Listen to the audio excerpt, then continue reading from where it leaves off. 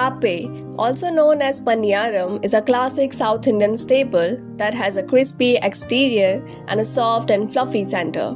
To have a healthy breakfast or snack, follow this recipe to make Appe at home.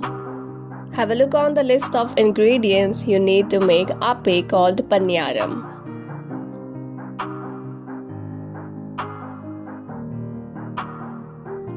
Step 1. Rinse and soak rice, urad dal and fenugreek seed for at least 5 hours.